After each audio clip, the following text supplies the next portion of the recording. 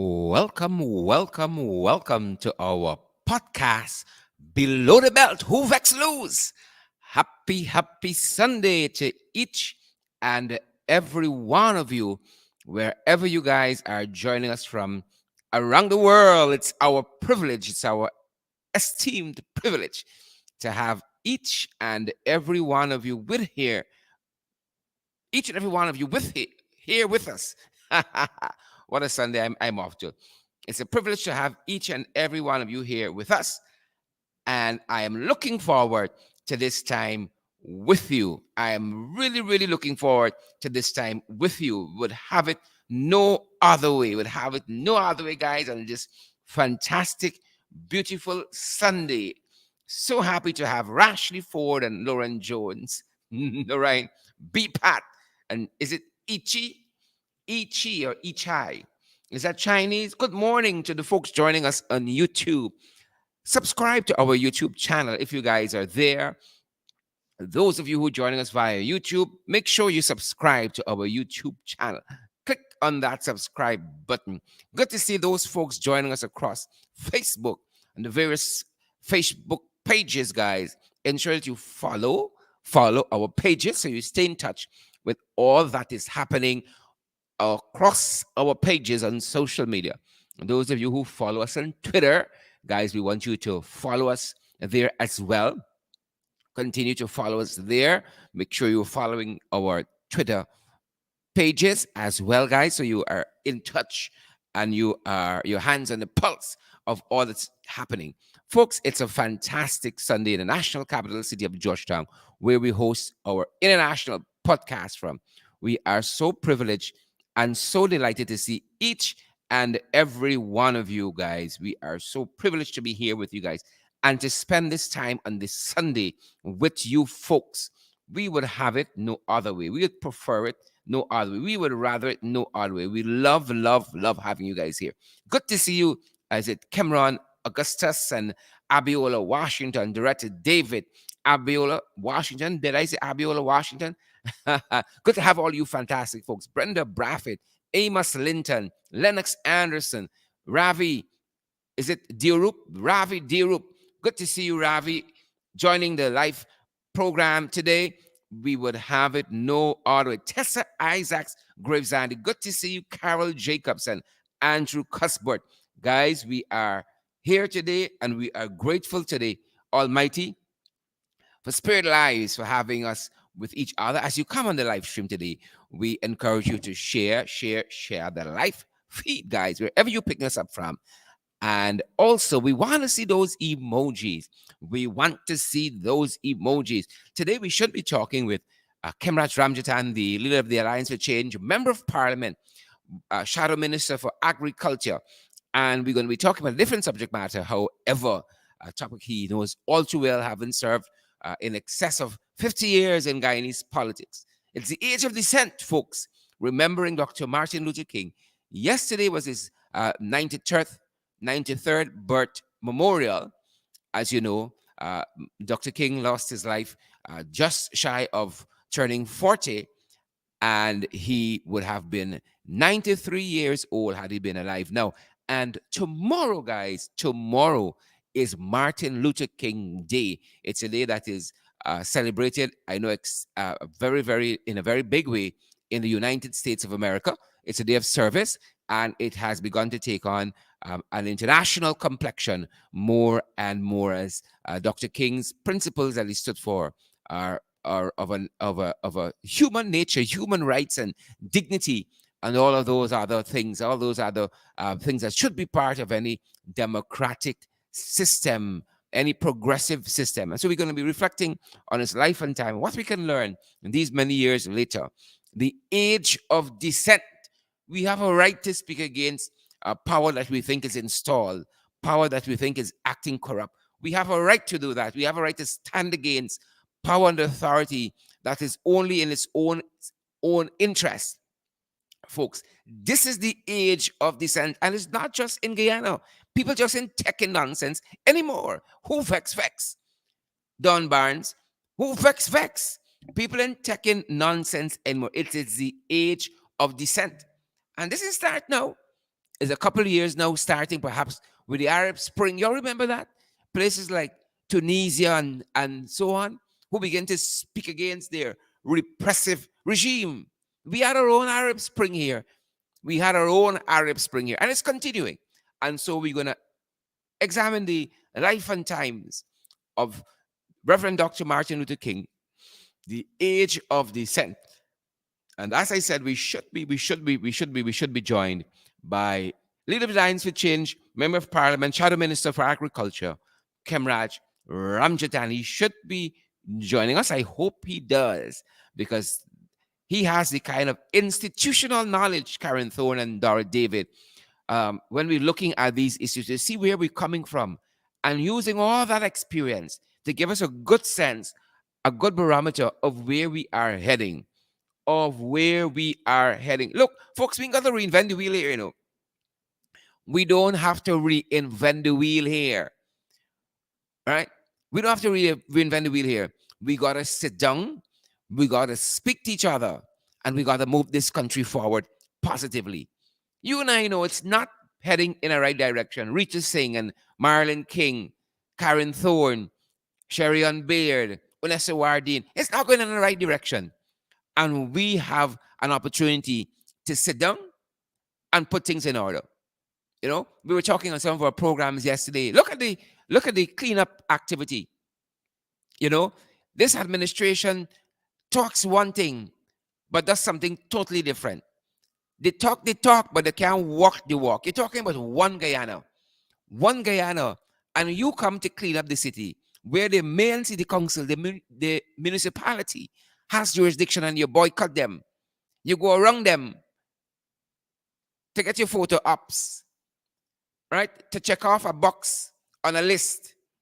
And you claim in one Guyana. Well, it's not one Guyana, folks. It's a good ideal. It's a good ideal.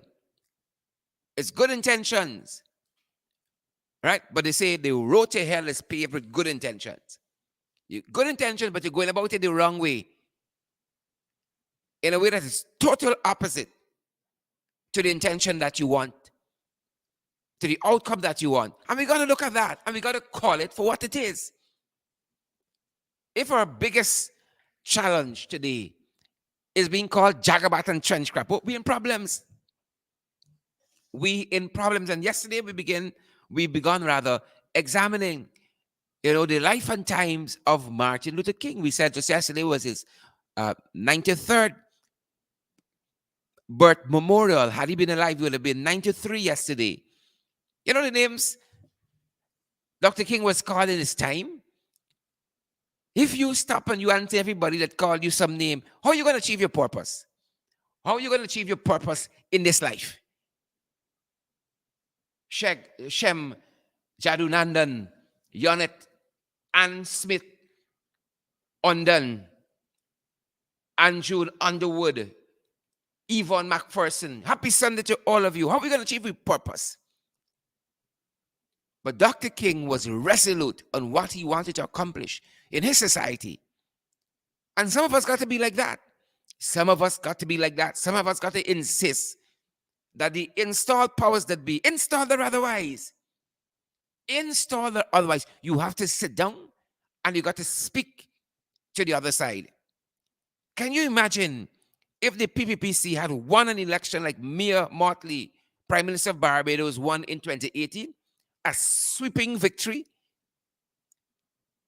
of all 30 seats in their legislature. Could you imagine if they had such a mandate?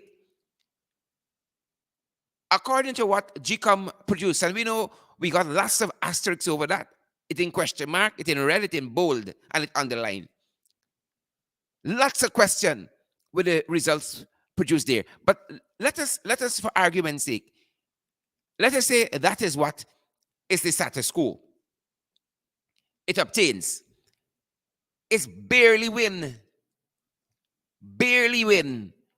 One seat majority, barely scraping. If you want to take that as factual, it's a barely scrape, and you operating as though you win everything. And even in a society like that, that is the kind of problems we are having right now, because the people are saying you need an opposition. And Mia is approaching dictatorship status right now. Right now, that is the fear in Barbados. That is the fear. And so you are seeing a lot of pushback against the government by Mia Motley. Perhaps got some good intentions too, but going about a lot of things the wrong way.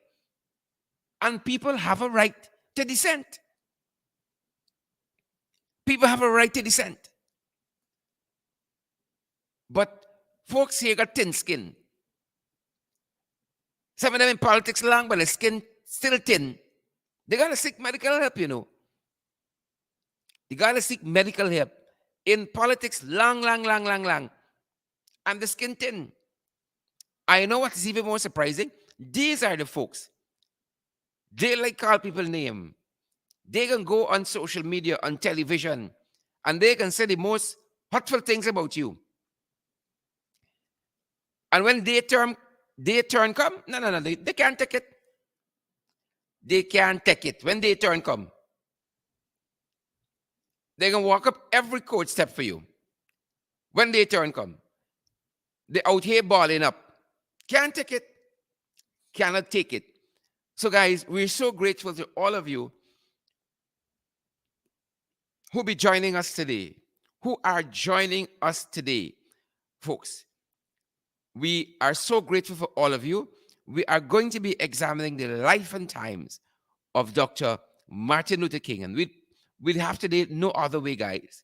It's a somber day for reflection on the life of such a man. It's a very, very somber day for reflection. Guys, how are things where you are? The weather at our end, you know, those folks who are in Canada and USA and other countries that it's snowing, or some parts of those countries that it's snowing, you're listening to us right now. You know, you're in our thoughts, guys. You're in our thoughts. We know it's going. A lot of snow in some places. At our end in the tropics here in South America, where we're suspended, it's 28 degrees outside. 28 degrees. It's just the right weather to be out. 28 degrees outside, and weather.com is telling us there's a 34% chance it's going to rain.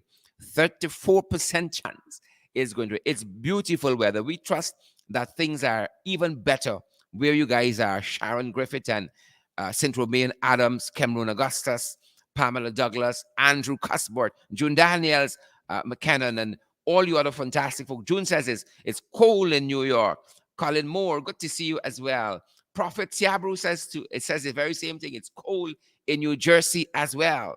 It is cold in New Jersey as well. You know, good to see Maxine Monroe and is it Keyborn Singh and all you other great folks, Joshua Hype and Brenda Braffett. Good to see all you folks on the live today.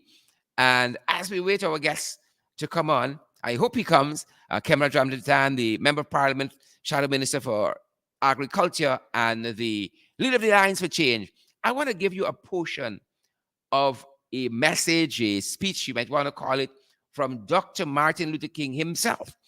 And even though he's talking at a high school here, he's talking to young people about the blueprint for their lives. What is the blueprint for their lives? You know, it has application these many years later to all of us. He's talking to them about purpose, finding something purposeful to do with their lives, discovering what the Almighty has created them to do purposefully.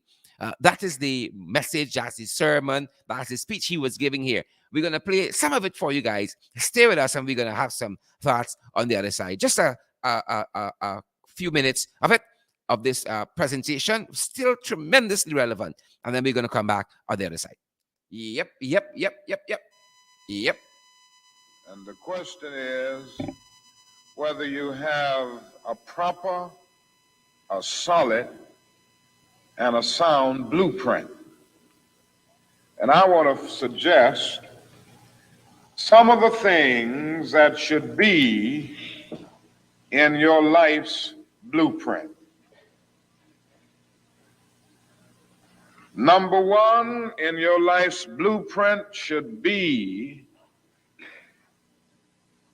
a deep belief in your own dignity, your own worth, and your own somebodyness. Don't allow anybody to make you feel that you are nobody. Always feel that you count. Always feel that you have worth. And always feel that your life has ultimate significance. Now, that means that you should not be ashamed of your color. You know, it's very unfortunate that in so many instances, our society has placed a stigma on the Negro's color. And you know, there are some Negroes who are ashamed of themselves. But don't be ashamed of your color. Don't be ashamed of your biological features. Somehow you must be able to say in your own lives and really believe it, I am black but beautiful. And believe it in your heart.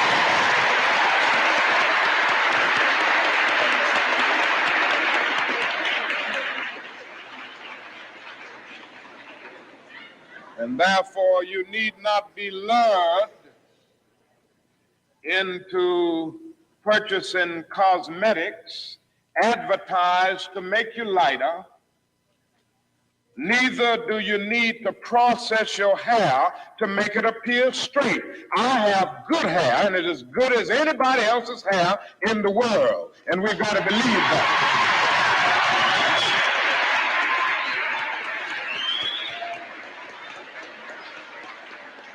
Now, in your life's blueprint, be sure that you have that a principle of somebodyness. Secondly, in your life's blueprint, you must have as a basic principle the determination to achieve excellence in your various fields of endeavor. You're going to be deciding as the days and the years unfold what you will do in life, what your life's work will be. And once you discover what it will be, set out to do it and to do it well. And I say to you, my young friends, that doors are opening to each of you. Doors of opportunity are opening to each of you that were not open to your mothers and to your fathers. And the great challenge facing you is to be ready to enter these doors as they open. Ralph Waldo Emerson, the great essayist, said in a lecture back in 1871 that if a man can write a better book or preach a better sermon or make a better mousetrap than his neighbor, even if he builds his house in the woods, the world will make a beaten path to his door. That hadn't always been true, but it will become increasingly true.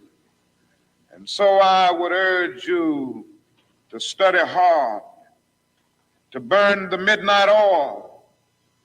I would say to you, don't drop out of school, and I understand all of the sociological reasons why we often drop out of school.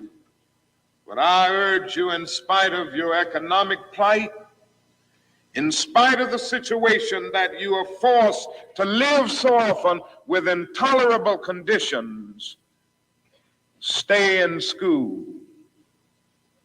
And when you discover what you're going to be in life, set out to do it as if God Almighty called you at this particular moment in history to do it. And just don't set out to do a good Negro job, but do a good job that anybody could do. Don't set out to be just a good Negro doctor, a good Negro lawyer, a good Negro school teacher, a good Negro preacher, a good Negro barber, a beautician, a good Negro skilled laborer. For if you set out to do that, You have already flunked your matriculation exam for entrance into the University of Integration. Set out to do a good job and do that job so well that the living, the dead, or the unborn couldn't do it any better. All right, and welcome back. Welcome back, guys. That is Dr. Martin Luther King himself. And believe it or not, guys, this was at a place called Barrett Junior High School in Philadelphia, October 26, 1967. October 26, 1967. Where were you on October 26, 1967? But his message is always so relevant to all of us, irrespective of age, in terms of propelling and to inspire and to empower us to do great things within ourselves, whichever race we belong to, whichever religion we belong to. And I think that's why Dr. King has become so iconic, um, uh, uh, larger than life, above being a civil rights leader, just a civil rights leader, just a preacher, or just somebody interesting in the protection of human rights and human dignity. His words are so timeless. And again, the title of that message and sermon he was talking to young people about there is, what is your life's blueprint? And I think it's a good question we can ask ourselves at any age, and working with dignity and working with respect and working with purpose. And it's something that we can come back to at any age that we're at. Guys, we're examining the life and times of Dr. Martin Luther King, Reverend Dr. Martin Luther King. Tomorrow is Martin Luther King's day, and yesterday was his 93rd birth memorial. Had he lived, he would have been 93 yesterday. And what a life, you know. He's been dead longer than he lived. He was just under 40 when he met his untimely death. He was assassinated. He was murdered, for his beliefs, because he had a dissenting view during the time in which he lived. He went against the policies of racial segregation. He went against the taking away of people's civil liberties. He went against the war in Vietnam. And they got some sick people out there, They want us to have a view. You and I shouldn't have a view. We should just comply like sheep. We should comply. Just like sheep, we should be quiet and stay in our corner. And it's interesting that this is our reflection for today and tomorrow. The age of dissent, remembering Dr. King. And our attention was drawn just today, to a letter in the daily papers, in which a teacher in the school system, right here, this is 2022, not 1967, 2022, and a teacher in the school system says, I am not allowed to give my opinion / suggestion about my school's mundane issues. And here in this letter in the daily papers, this teacher here says that somebody from the Ministry of Education swooped down at her school and embarrassed her in front of her colleagues. Why? Because she had a dissenting view. Not on the governance, not on politics, not on political parties, on some mundane, what she called mundane school issues. She expressed them in a WhatsApp group, in a letter to the HM, expressed them to colleagues of hers in the teaching fraternity and noble fraternity. She expressed some dissenting views. And she says here she was embarrassed in front of her colleagues. In the final letter of her paragraph, of the final paragraph of her letter, she says, can you believe that all teachers are required to be in school during a pandemic? Yet we haven't even received a mask for 2022 from the education officials. We are supposed to wear these at all times, every day. Right? She says she hasn't received any masks from the authorities, but she's supposed to wear them at all times and every day. We haven't even received a mask for 2022. She goes on, and some teachers are teaching particular subjects, yet weren't even given a textbook for their own use in the classroom. There are so many issues which could easily be addressed and rectified, but are too numerous to list. If teachers don't speak up, how are the ones with power and authority going to know what needs to be improved? Then again, it seems like the ones with authority do not want any speaking but silence. Sheep. And yes, people. That's how the teacher ends this letter to the editor. She offered some suggestions for the improvement of education delivery at her school, in the school WhatsApp group, in a letter to the head teacher, and a ministry official, according to the teacher, swooped down, berated her in front of her colleagues, hauled her into a meeting with the HM and other teachers, inquired into her personal, private life. The age of dissent, they like dissent. Folks, this is really, this is 2022 we're living in. Not 1922, not 1822, 2022. And this is the attitude, folks, of the powers that be. Sandra Facey, y'all understand what's happening here? Andrew Cuthbert and Yonit Elias, Carol Jacobs, Cameron Augustus. We understand what's happening in this country here. 2022. And a teacher can't even proffer some ideas and solutions to problems affecting the education system. We got to try to shut them down. I know this all too acutely. I know about this all too acutely, folks. Right? I got a magistrate to face tomorrow because they're trying to silence me. But they got to do what they got to do.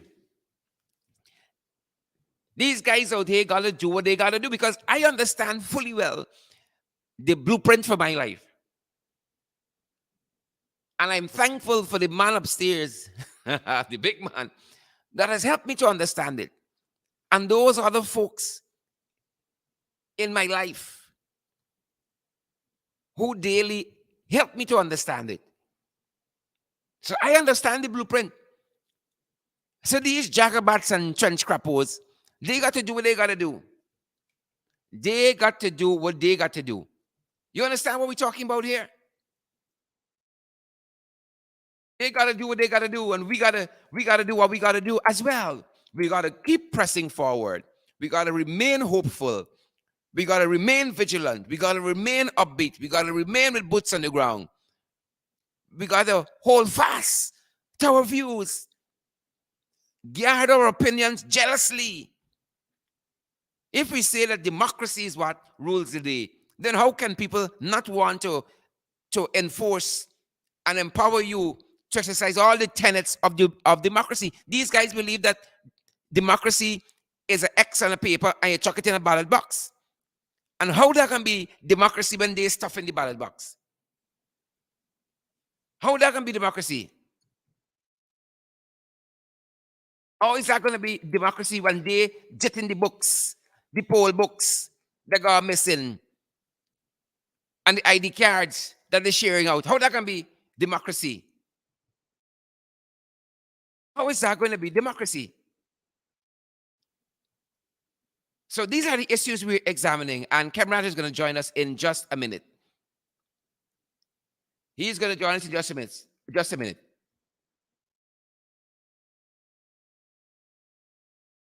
How is that going to be democracy? Democracy has to be wider than that. Has to be broader than that. Has to be deeper than that. So let me try to pull in Cameron into the discussion this morning. Folks, we're reflecting on the life and time of Dr. Martin Luther King. Yesterday, had he been alive, he would have been celebrating his 93rd birthday. And tomorrow is Martin Luther King Day, folks. Tomorrow is a day set aside. And I think in the US especially, it's a day of service. It's a day of service. Let me try to bring in Cameron. Very good morning. Welcome. You are live below the belt. Thanks. Good day to you, Sherrod. I'm glad to be here. And we are so happy to have you. I was telling our listening public that your years in politics and seeing all complexions of politics in this country more than qualifies you in this regard. And you are somebody who is very strong on dissent and having a dissenting view, hearing the other side, and supporting and empowering the rights of those who have a contrary view. You are about liberal democracy, and we are reflecting on the life of Dr. Martin Luther King. We were telling our listeners that had he lived yesterday, he would have been 93, and tomorrow is Martin Luther King's Day. And in that context, we're reflecting on his life. Kabraj. That is true. Tomorrow is, of course, Martin Luther King's Day, and reflections of his life is in order. One of the greatest personalities that ever lived, quite frankly, and the principles he enunciated, the great oratory he exhibited when just holding a microphone or in his church, whether in the political platform or in the pulpit, he extended the warm embrace of humanity throughout. And of course, he had quite a lot of very public and very severe criticisms of the American system, the Jim Crow politics that he lived through, the very discriminatory practices of American institutions. And of course, he managed to see under the Kennedy administration certain rights that Black people got as a result of all the criticisms and the international opprobrium that was brought to America. We must, honor and pay tribute to such a great individual. Of course, he had his training under, a lot of people have indicated this to me, and I think he himself wrote about it, under the great Mahatma Gandhi, whose nonviolence and satyagraha he adopted as part of peaceful or nonviolent methods of struggle. Mm-hmm. He did have his problems with some of those in America who wanted a violent overthrow of the system, but he won out finally, that these things can be done without blood being shed, by winning the actual arguments, by stating the case and prosecuting it to the fullest by virtue of public campaigning, and also changing the culture and the minds and the mindsets of so many people in the community. And he managed to get presidents. He managed to get the love and affection of a massive set of white people, and of course almost all and other peoples of America, who then saw, of course, people didn't like what he was doing, as is expected, and in a society like America at that time, and of course he was then assassinated. But his story must go on, I think, for eternity, quite frankly. This man, great man he is, must be understood by also Ghanaians, especially our young people. Discrimination is a thing that is, of course, back as a mainstream in world politics and in local politics. We see discrimination in a variety of new forms. And if Martin Luther King Jr. was around, he too would have been continuing, analyzing and speaking against that kind of discrimination at the political level, at the economic level. As a matter of fact, he would have been, doing major works on what is called the inequalities of today's world. Inequality is so rampant. Sometimes it doesn't have as a strain race and so on. But just like in American society today, as I was just watching a program by Joseph Stiglitz, the famed economist and Nobel laureate, And he was saying that 0.1% of America owns almost 70% of America. The Bill Gates, the Zuckerbergs, Mm-hmm. and some of the big owners of the big oil companies and so on, they are the big owners of what is called about 70% of America, whereas about 80% of Americans just own about 10% of America. Mm-hmm. Mm-hmm. And it is a crazy system. It is a system that has created a lot of alienation.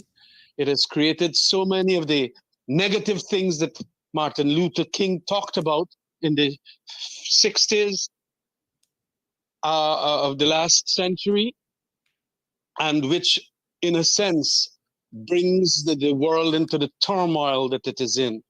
And to get it out of that turmoil requires a huge effort on the part of a more equitable distribution of the fruits and the fruits of people's labor. Somehow it finds itself being bypassed into the hands and the till of the 0.1%. Yeah. And that discrimination is also leading to what you call international discrimination. Third world countries, Latin American, Caribbean countries, they too have hardly any wealth to deal with the issues of climate change and adaptation, hardly have any wealth to deal with reorienting their economy to take care of climate change and all of that. And so they are the impoverished of the world, the bottom billion, as it were. And that's discrimination at an economic level.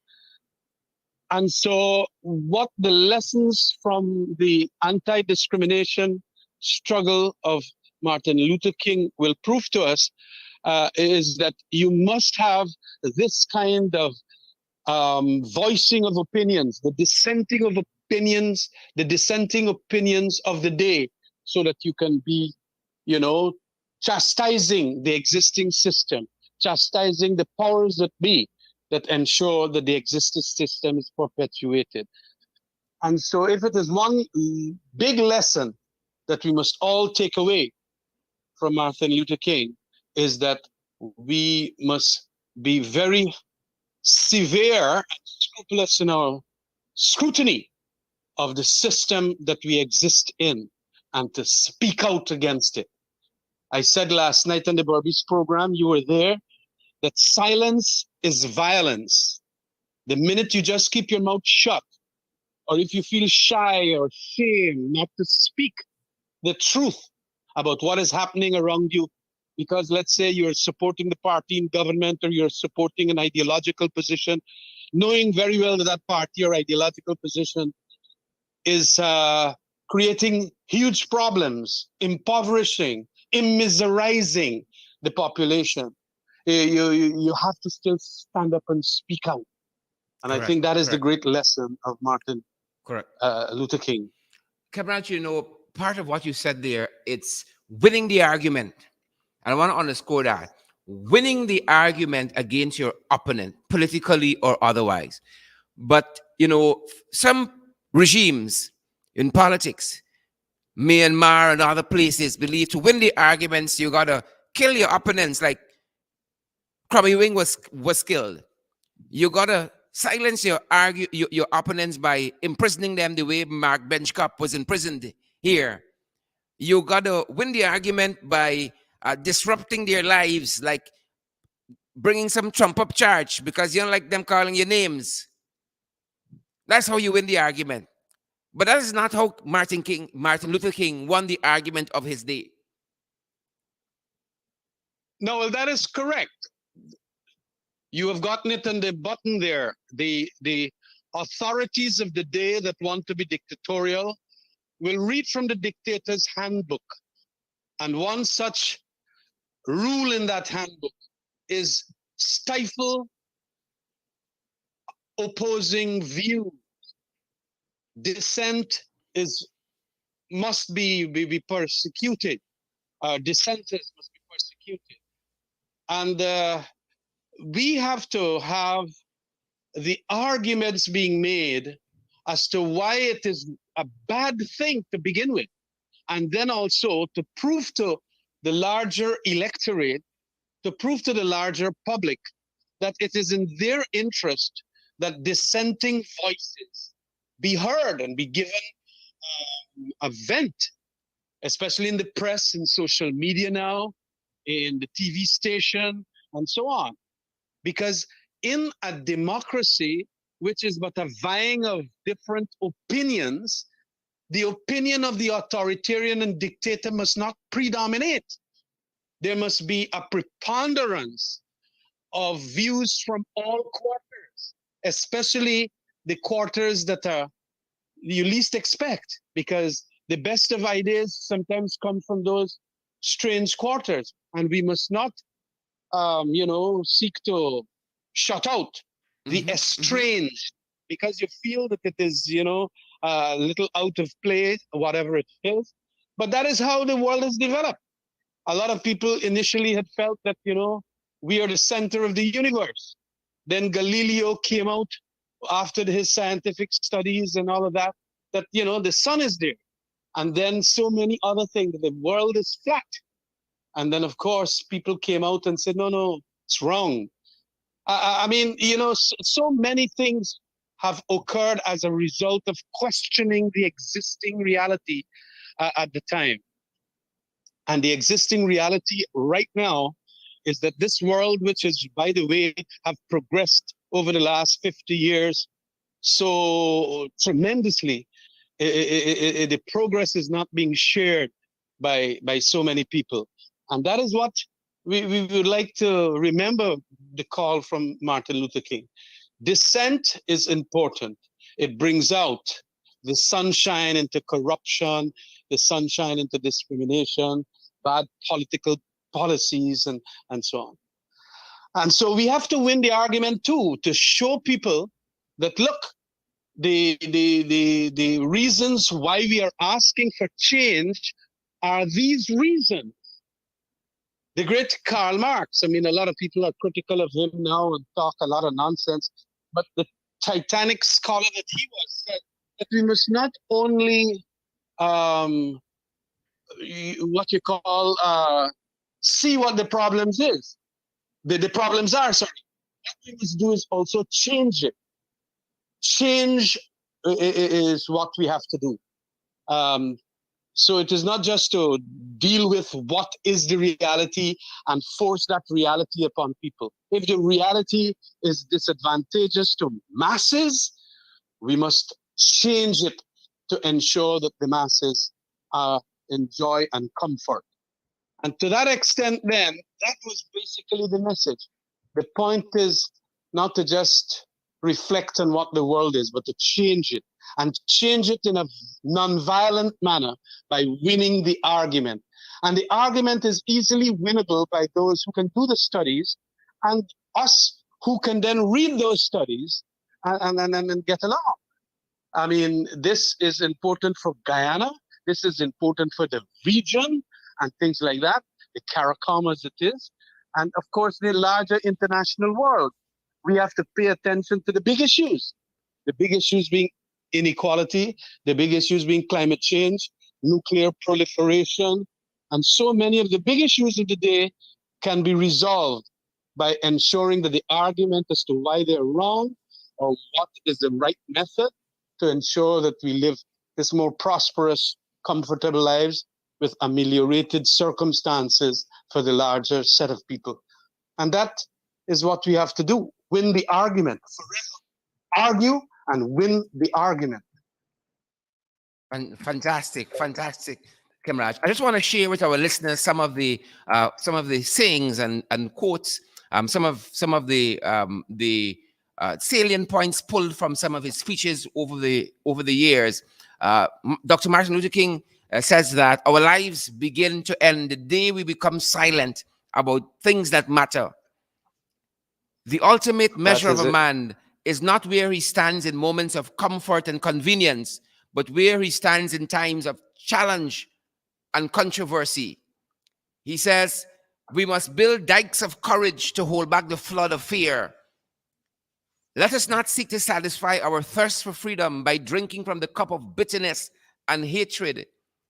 He says that in some not too distant tomorrow, the radiant stars of love and brotherhood will shine over great nation with all their scintillating beauty. We shall match your capacity to inflict suffering by our capacity to endure suffering. We will meet your physical force with soul force. Do to us what you will, and we will continue to love you. He believed in this power of love to overcome evil. He goes on to say in some other quotations, the hottest place in hell is reserved for those who remain neutral in times of great moral conflict. A genuine leader is not a searcher of consensus, but a molder of consensus. I am not interested in power for power's sake, but I'm interested in power that is moral, that is right, that is good. And this one is of world renown. Finally, the moral arc of the universe is long, but it bends towards justice. Just a couple of the... That was Yep. no the power of his oratory, the capacity to find the correct words, also is something that we should study. This great leader of American public and the world, right? It's not only America. Um, Inspired language came as a result of his wealth of reading. And that is one of the things that I have been asking our younger people to do in Guyana, at the AFC level, even at the PYO level. When I was leader of the PYO there, whilst at Freedom House, it was always a message that, and we learned it from Chetty Jagan and all the other Jagans and so on, Janet and so and Burnham, of course, one of the best speakers in the world, quite frankly, is that you have to read, and you have to understand the classics. You have to do so many things, but we live now in a Twitter world. One tweet, a couple words in a sentence or two sentences, and we feel that is language. Now, a Twitter world is not going to have the beauty and the conciseness of the message, the direct messages like he had, with such magnificent language around it, and surrounding it. This is the greatness of what reading does. And then we have to ensure, too, that the other message that's on the line there is that we must be fearless. Because fear is the key. The powers that be know how to drill a society into regimentation of belief, into regimentation of behavior, accept them, notwithstanding the trust that they do. And so we have to be fearless in ensuring how we interpret the world and how we change the world. And I think that is the important point. Fearlessness, again, it is a quality that he possessed in abundance. Yeah. And the death didn't, he knew that so many people hated him, the rednecks of America and the white supremacists and all of that. And that at some stage he could always get a bullet, or he could always be assassinated in some quarters and so on. But it was fearlessness that kept him going, and it was fearlessness that inspired him to come up with those beautiful language, almost like poetry. Yeah. When he wrote and when he spoke. Yep.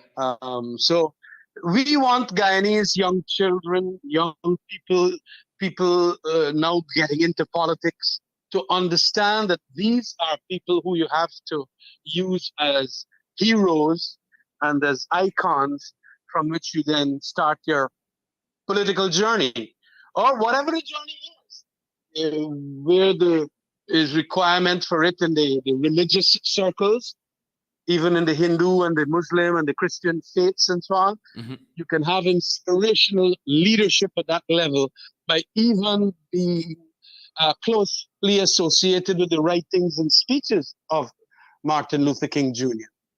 It will help even your congregation to understand the principles by which you must live. And of course, living the examined life.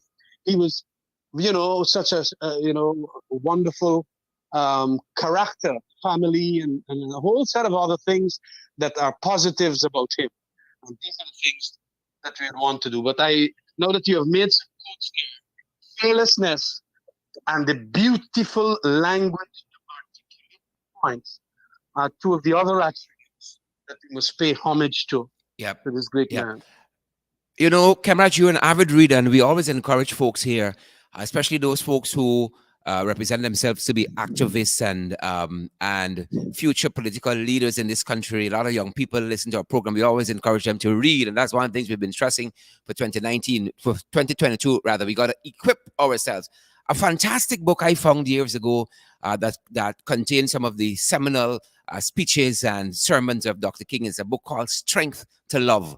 Strength to Love. It revolutionized my thinking in this area of nonviolence and using love. And as you always characterize, Kemraj, using the strength of your arguments to overcome your opponents. I would recommend that. You know, find a bookstore. Austin's is a good bookstore down there in Middle Street, and see if they have any of the writings of Dr. Martin Luther King. And we have to. Whenever I buy a book, I see this as an investment in me. We invest in. You know, it's good to invest in your spouse, your wife, your girlfriend, your husband, what have you. But invest in yourself. I think that's Dr. Stephen Covey says that the greatest investment is the investment in self. Right? And in this way, buy yourself a good book for 2022 that is going to impact your life in a meaningful way. And they got lots of books out there. Find a good bookstore. I recommend Austin's bookstore and see if they have Strength to Love. Kemraj, as we wrap up our discussion, reflecting on the life and times. Just 1 minute in that. 1 minute in that. I got to give you some news and I'm going to make it public. Go right ahead, Indeed, sir. I met Asha Balbachan yesterday and she gave me a book that she brought to you for you on the great speeches of Martin Luther King. Fantastic. I don't know if you made any arrangement to get it, but she said she wants to surprise you, and I have it in the back seat of the car. Wow. Listen to me. If you want, touch me.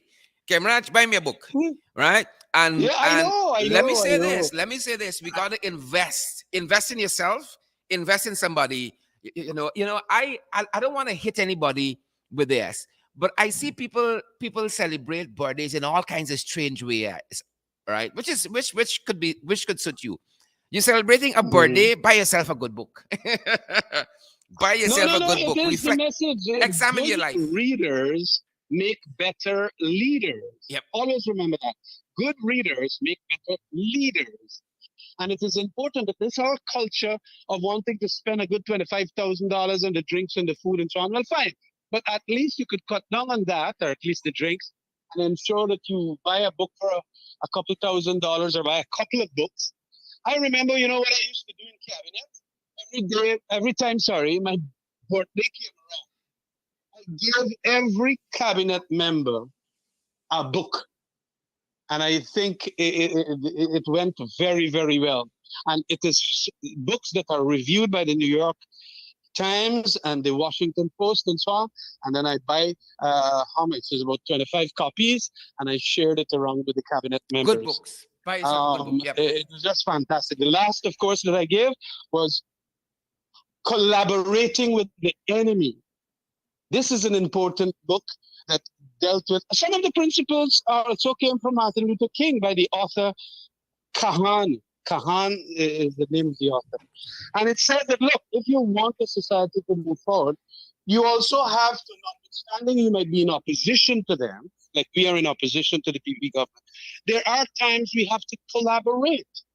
And on issues that are fundamental and core issues, there is need for that, for moving a democracy forward. And I believe in a number of the things the writer wrote there, and it could still be applicable very much to Ghana, notwithstanding the polarized nature of our politics. But the essence of my message is that, yes, buy books. Buy good books, too.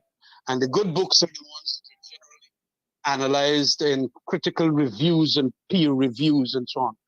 Right now, when you call me, I was reading, they did a brand new one from a very important Pulitzer Prize winner, Daniel Yergin, The New Map, Energy, Climate, and the Clash of Nations. Very, very important, because these books tell you what's happening in the world. These are authors of tremendous quality and the people who Yep. can explain concepts Yep. at a very, very simplified level. And it helps And when it's people and read understanding the to world in this understand this. way, Kamraj, is understanding the world in this way that helps us to win the argument. Um, eventually. Absolutely, Um, absolutely. we were Because talking. if you don't understand it, you're not going to get. And as a lawyer, I want to say that when we go to court, we get our authorities on our side. Authorities meaning the cases. You know a little about that, or plenty of that, because you have your law degree. But when it comes to politics, when it comes to economics, these are the authorities.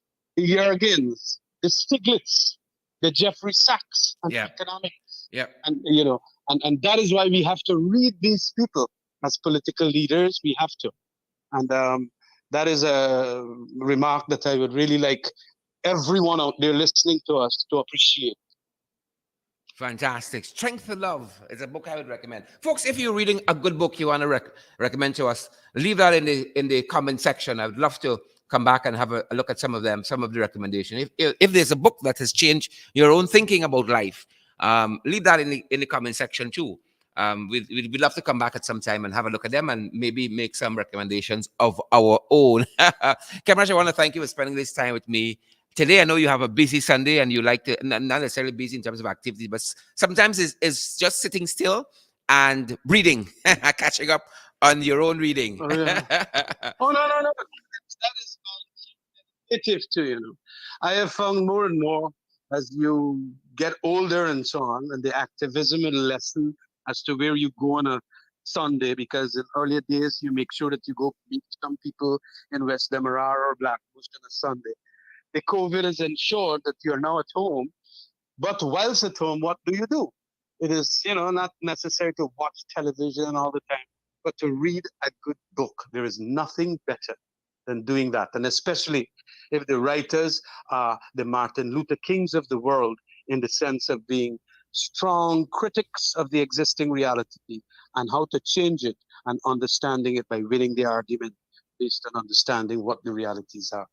So thanks very much for allowing me to at least make some statements and utterances in relation to the tribute to Martin Luther King. Thanks very much, and have a good day. Thanks for joining us. Kamraj Ramjatan, leader of the Alliance for Change, Member of Parliament, Shadow Minister for Agriculture. Thank you, Kamraj. It's always an education. Thank you so much. Bye-bye. And thank you guys for being here with us as we examine the life of Dr. Martin Luther King. Today, in the age of dissent, folks, somebody sent me some newspapers the other day from Barbados, the Barbados Today newspaper, and I was so elated. For me, that's my own thing. It's not about, huge fancy gifts and so on. And I always ask folks, if you're coming from somewhere to Guyana, bring me a newspaper from wherever you are in the world. If it's a little community newspaper, picked up the Hartford Courant in Connecticut last November, and a Times magazine a Times newspaper as I was coming through JFK. Folks, you're coming from somewhere. Bring me a newspaper. There's so much happening in the world. People do things differently. They respond to issues and situations differently. And I like to keep up to date as to what is happening. You're coming from some part of the world. Bring us a newspaper that can help us afar. So I want to say thanks to that woman, Deborah, who sent us, I hope I have the name right, who sent me those three Barbados Today. That's the name of the papers. One of the major papers there in Barbados sent me those three papers. I felt that in my spine. That really touched me. Out of the blues, I got a call. My mother sent some newspapers for you. Come and pick them up, and she even sent a small piece too. Folks, we're in uncharted territories here. Tomorrow, I'm going to court very early tomorrow morning. Guys, I covet your prayers. I covet your guidance. I covet your support. And I really want to thank all of you for your tremendous support. I'm in court tomorrow because I have a dissenting voice in this country. I'm in court tomorrow because I have a dissenting voice. I go as one with a fantastic team of lawyers from huge fields and stories. But we stand as 10,000 tomorrow, guys. And, as you guys partner with us, we now have to put aside some of that funding for legal bills because we know them guys coming for us, because why? Why? It's the age of dissent, and we got a dissenting voice. We have a differing view from them, respectfully, a differing view. And so they're coming after us. So we got to now put aside some of the funding you guys send for us to build out these programs and expand what we do here for legal bills and so forth. And we want to thank you guys for partnering with us, for allowing us to do what we do out front on your behalf. We come as one, we come as two, we come as three and four and five in that courtroom tomorrow, but we stand as 10,000 because we stand on your behalf. It is your dissenting view they're trying to quiet, because if they quiet us down, they quiet you down too. Folks, if you want to, come on board and partner with us. I'm certain by now you get a sense that your dollars are well spent and that we're good stewards. We have the Below the Belt podcast, Who Vex Lose. We got In the Ring program. We have the website we're working on. We have merchandise that we're working on shortly. We're going to be putting out there some of the t-shirts that we're going to be offering for sale. And we hope that you guys patronize us. All of this goes to building these programs on your behalf. Come on board and partner with us, folks. We have several platforms available. We have the Cash App platform. It's the $ in the ring 592. The $ in the ring 592. That's our Cash App handle. We're also available via PayPal. Our PayPal email address is inthering592@gmail.com. Inthering592@gmail.com. We're available via the MMG app, the MMG platform. That is similar to the Cash App. That is the Guyanese system, the Guyanese platform, the Guyanese app. The number there for us is 627-6963. That's our WhatsApp number, but that's our number for MMG as well. 627-6963. We're available via MoneyGram. We're available via Western Union. We're available via Western Union and available via MoneyGram as well. And we've asked you guys to come on board and on a consistent basis, on a monthly basis, partner with us and help to move our programs forward month after month. For as little as $5, 10, 15, 20. Guys, it's up to you, but come on board and partner with us and see us do wonders on your behalf. That's our time for today. Thanks for joining our podcast, Below the Belt, Who Vex Lose, our daily international podcast. Thank you guys for joining us wherever you joined us from around the world. Thanks for all those recommendations of good books we're seeing there in the comment section. Denise Booker, what a name to have. Denise Booker, Carla Washington, Maxine Monroe, Roxanne Aaron, Rita Singh, we see you there. Thanks for joining the podcast. Shalon Kingston. That's our program for today, guys. Share the live stream. Let other folks receive this valid and credible information, we dare say. And we want to see those emojis as well. Penelope Hudson, we see you there. Sabina Jacobs, we see you as well. Is it Clipscat? We see you, Clipscat. We see you there. Laverne, Harry Charan, Kelvin Passad, Stephen Jarvis. We see you, Stephen. Emily Durant. Auntie Sandra Hanover. We see you as well. Guys, we love your support. We feel it. Guys. We feel it. We go tomorrow before that magistrate's court. We stand as 10,000 folks on your behalf. They're trying to silence we, but we ain't taking it. We ain't having it, folks. We ain't having it. Thanks for all of your support. Continue to keep us in your prayers, guys. That's our program today. Below the Belt, we're back tomorrow at 12. And then we're going to see you guys tomorrow night, 2 in the ring. But we're back tomorrow for a podcast at 12. Take care, guys. Have a fantastic, restful reading Sunday. Do stay safe. Candace Wilson, we see you. Collis LaRose, George Annan, we see you there. Donna Liverpool, we see you. Desrick Simon, Liverpool as well. All the Liverpools on. Thanks, guys. Stay safe. Stay safe.